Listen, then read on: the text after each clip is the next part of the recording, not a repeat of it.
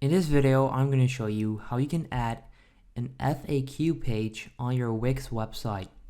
So for that, we're going to be using another website that's going to help us out, and that website is Elfsight.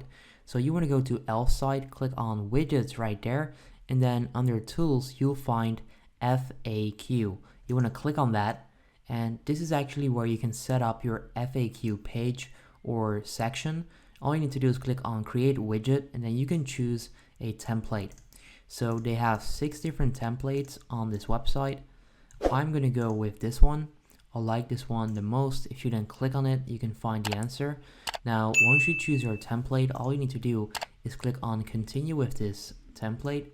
Next up, click right there on all questions, and you can then customize the questions on here. So let's say that this right there is the question that you like or that you need on your page.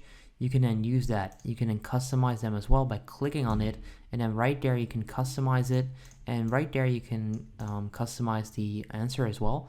So all you need to do is give them the information and enter the right questions and answers, and then next up, once you're done setting that up, all you need to do is click on join to install right there, and then you can sign up for an account. Because I already use this, I'm gonna sign into my account, which will send me over to this page.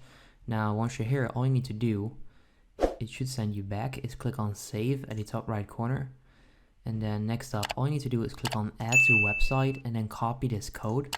Okay, so copy that, then go to the Wix website editor, click on add, and then click on, let's see, more, HTML iframe, then enter code, and then paste that in there, click on apply, and then right there you'll actually find the FAQ page. So this is then how you can do that. You want to basically place it wherever you want to add it to your website, but that's how you can do this. So if this video helps you out, make sure you go ahead and leave a like. If you have any questions, feel free to let me know in the comments, and then I'll see you next time.